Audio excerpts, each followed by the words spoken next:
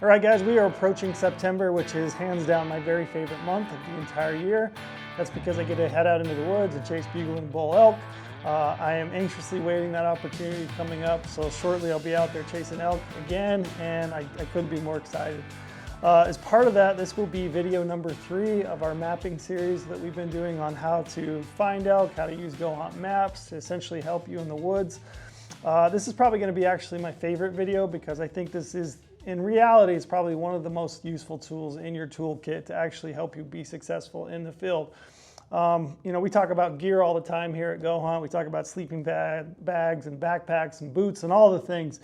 But reality is the one tool that I think that has come along probably in the last 15, 20 years that is the most powerful is this thing in your pocket, which is your phone and your offline maps. I really think that this is the key in a lot of cases to actually helping you find success, getting a bull killed, getting out of the field safely with all your meat and your antlers. So today I wanted to run through offline maps, essentially how I'm using my maps on my phone to help me find success every single year. So I want to run through that, how to download offline maps, how to make sure that you got the layers that you need, and then some of the tools that I use when I'm out there in the field to actually help me find success.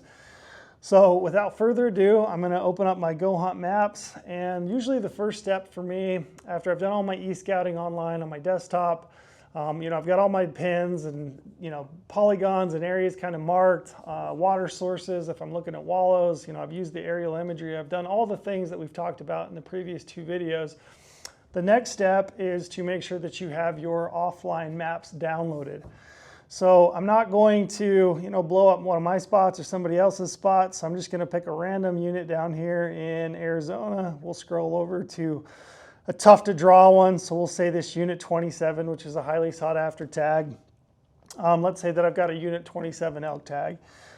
First thing I'm going to do to download offline maps is I'm going to go over here. I'm going to hit this button, library, and I'm going to just take a quick look. So Arizona, I can see right here, I've got this little download icon. So if I click on that, it's going to give me the option to download all 308.20 megabytes. So basically I'm going to hit download, and what that's going to do is it's going to download all the layers that I might want to use in the state of Arizona. I could do that in one fell swoop. So that gives me the opportunity to make sure that when I download my offline maps for the specific areas that I want to hunt, the layers that I need are already there within those, and I can turn those on and off still, but it does download those for me so that it ensures that I've got them. So as those are downloading, you can see it's going pretty quick. I've got good Wi-Fi right here at the office. I can watch that go around, but basically my next step would be to go over here and actually start downloading offline maps for the areas I want to hunt. So like I said, I'm not going to blow up hopefully anybody's spot, so I'm just going to pick a random area here. I'm going to click this plus button over here, and at the top of that icon I can see new map. So if I click on that, it gives me the option, and I can see right here in the top corner, it tells me I need to zoom in a little bit. Basically, as I zoom in, it's going to give me, you know, the total megabytes. Basically, all I'm going to do is hit download. So once I download that, it's going to download that square or that rectangular shape, if you will, of the map. I can watch that progress right now. It says it's packaging and it's going through. And essentially you do have to leave that open, but you can watch them download. But what I would do is I would go through and I would download offline maps for all the various squares, so all the areas that I'm wanting to hunt. And it might take you a while if you want to download an entire unit. Typically what I've done is I've done my e-scouting. I've got large areas, way more country than I ever think I could hunt, and I will download the offline maps in those areas. So once I've done that, you know, I would like to double check, make sure that I've got them. Over here in my profile, I can actually turn those map settings on and off so that if I want to see the downloaded polygons or the downloaded rectangulars, I can do that. You can see right here, show map outlines. I want to make sure that's on just for this video so you can see how that's popping up as it's downloading and processing. So that's how you download offline maps. You want to make sure that you got them. Like I said, you can always go back to your library at any time to check your layers to make sure that you've got them. It looks like both of mine are still downloading, but essentially you can go back through right here and you can Turn off the things like hunt units, land usage. So you want to make sure that you've got your private, your public, your points of interest if you're interested, private land, roads, trails. Definitely make sure that that layer is working. It might be interesting to look at the species distribution when you're out in the field. If you're having trouble finding animals, that can kind of help you. Water layer, that's a layer that I always make sure that I've got. And then wildfires. So we're having a pretty good wildfire year here in the west, and you want to make sure that you got your wildfire layers on. We know that elk love wildfires, so like I said, if you're struggling to find elk, it's always good to have those wildfire layers downloaded so that you can go back and try to check. You should have ultimately, spots A, B, C, D, E, F, G prior to leaving, but if you get out there and you're struggling, these are all layers that you can use even on your offline maps to help you find new areas to hunt elk. So that's kind of how that works. You can see I've got that downloaded. Kind of the meat and potatoes, the rest of this that I want to jump into are some of the other tools that I use a lot when I'm in the field. So right here you can see this button, satellite. I can go to a hybrid map if I've got some service. If I don't have service, I'm going to have the ability to change between topo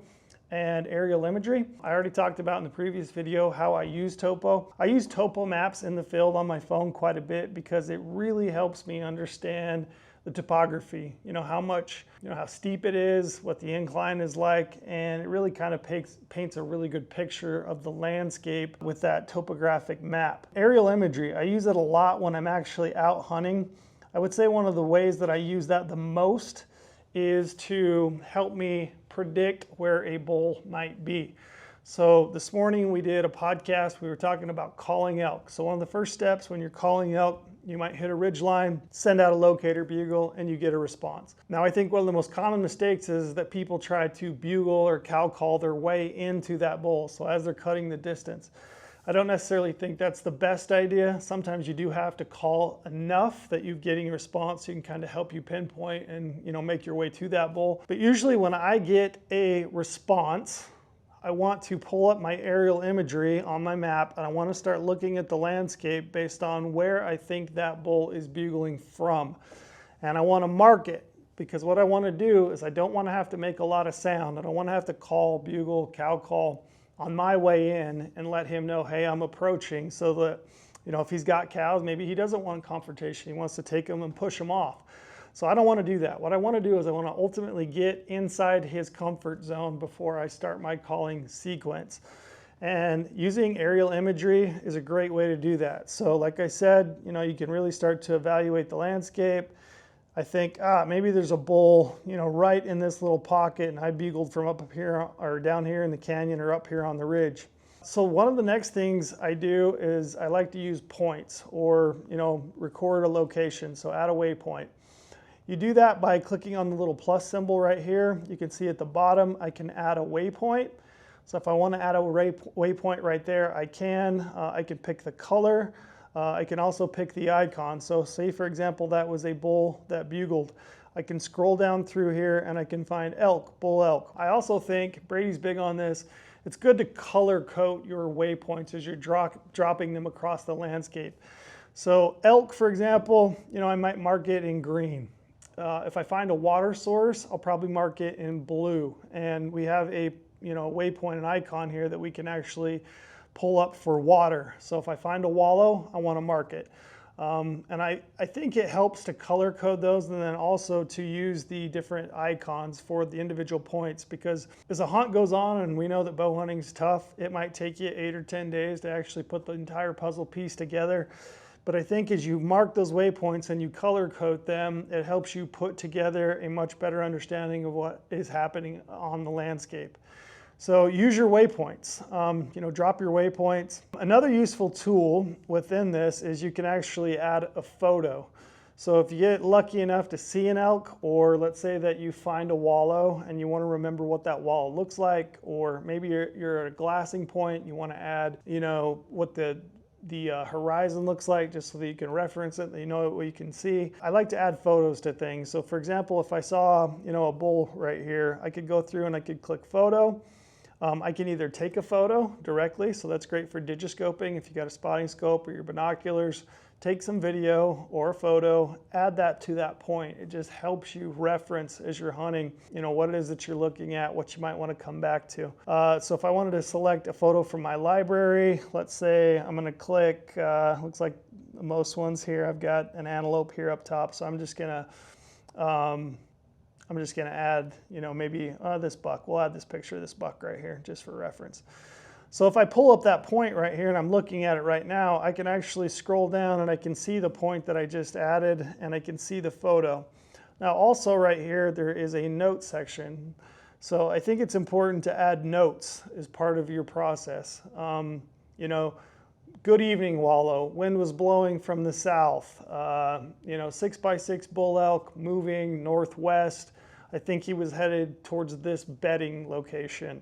The more that you can add, the more successful you're going to be, because like I said, a lot of elk hunting is just like putting a puzzle together. You're trying to figure out why elk are where they are and where they're going. So use things like adding photos to your waypoints, use things like taking notes. I think that's massively helpful. One of the other tools I use quite a bit as I open up this next tools you know, portfolio here is recording a track. So a lot of the times when you're hunting elk, you're hiking in the dark. I can give you an example from this last weekend. I was out with my brother. We hiked in the dark out of an area. It was an area we hadn't been to. I did not record a track. My brother recorded a track. We went in and hunted the same area the next night. And as we were hiking out again in the dark, the next night we got turned around. And I was like, where exactly is the trail from where we are right now? And we were able to pull up his maps. He'd recorded a track and we were only like 30, 40 feet off, but he was able to show me on his maps, hey, trail's that direction, walk straight to it, hit the trail, continue down the drainage. So use your record track, I would say as often as you need to. I don't think you need to leave that thing running all the time. But if you're hunting into area and you think you might be coming out in the dark or going in the dark, it's massively helpful to you to record a track. You simply do that by hitting that record track tab and hitting start. As you start walking, it's going to record your distance, your time, your speed, the amount of elevation that you gain. And like I said, if you're hiking out in the dark, that can be massively helpful. Other tools that I like to add or use. So measure distance. I use that one a lot. I'll give you an example. So I remember stalking in on a bull in Wyoming one year. He was kind of up on a little bench and I was working in on him. I was using my aerial imagery to kind of navigate the landscape in conjunction with Topo to find the right line up to that bull, and ended up using it to actually measure the distance from where I was at to where he was at based on the pin that I had dropped. So in order to do that, all you do is you hit that little measure distance tool, you know, scroll in as tight as you need to. Basically, you're going to drop a point on the screen, you're going to, you know, extend it out on the map, and you're just going to drop a second point that's going to give you the measured distance in miles. Over here on the right side of the tab, you can actually hit yard, and it's going to give your measured distance in yards. So that's one example that I use that a lot. I use it in stalking a lot, just to estimate my distance from the animal that I'm trying to kill. I use that in conjunction with the aerial imagery to know, you know, maybe exactly what tree they're bedded under. But that measuring tool, I use it a lot. Another time that I use it quite a bit is, you know, when I'm hiking. You always want to know how far maybe you are from camp. How much further do I have to go? So it'll give you a line of sight. You can use that very quickly. A lot of the times I just want some reassurance like, hey, I'm within a half a mile of camp. It just gives you that little boost on a long day, you know, to get back to your camp. There's probably many reasons that you should or could use this measuring tool, but that's how I use it most often.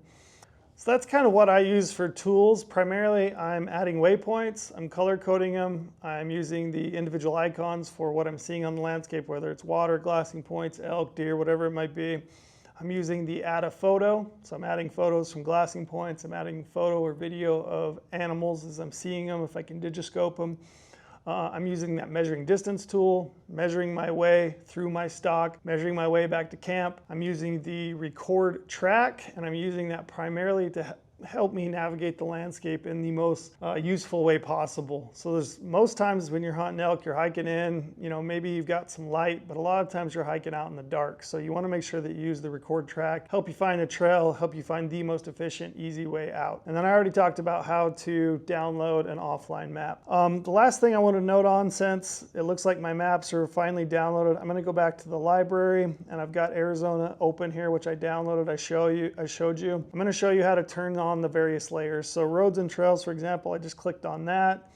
I just click on the icon, which is going to turn those on. I can turn off individual aspects of that, whether I want to turn off the trail slope or the trail mileage, maybe the road density. I can turn those various layers on or off if I want to. Species distribution, same thing. Water, like I said, I always want to make sure that that's turned on, because as you're out hunting elk, water can be a really important factor of your hunt. So I want to turn on things like water, rivers and streams.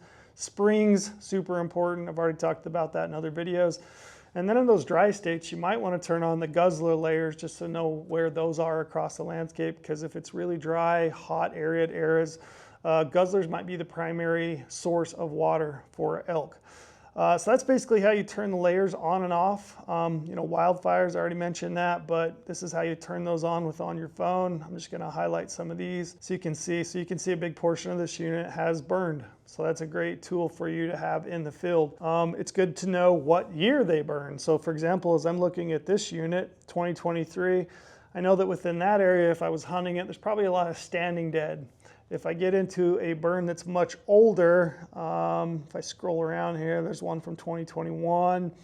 As you get longer in those distances, you expect a lot of that timber to be falling over, and you get a lot more jackstraw, which is hard hiking. It's great for elk. Elk might love it, but if you're trying to navigate that country, you can expect, if you're going into a burn that maybe burned 10 years ago, you can expect a lot of jackstraw, a lot of fallen timber. It could be really tough, miserable hiking. So that's information that's going to be helpful to you. Those are basically the layers that I use when I'm out hunting. Those are the tools. I really think that this thing is super powerful for you in the field. I will probably die on the hill that I think, genuinely, I think this is the most useful tool to you in being successful in hunting elk, mule deer, whatever it might be. If you learn to rely on your maps, you learn to use them, and you're efficient with them, you're going to be a much better hunter come September, which thank God is just a few days away. So hopefully that was helpful to you. Obviously didn't go super in depth, but I think I've given you the tools and hopefully an understanding of how to use each individual layer or tool to be more successful. I'm constantly learning, I'm constantly using new tools to help me, but it's been a game changer. So I would highly encourage you, learn to use your maps, learn to use offline maps, and use it to your advantage to be more successful this fall. So with that, good luck. I hope you guys have ample success this fall. I'm rooting for you. We'd love to hear your success. Again, we would love it if you liked and subscribed. That would help us do more videos like that. But with that, good luck this September.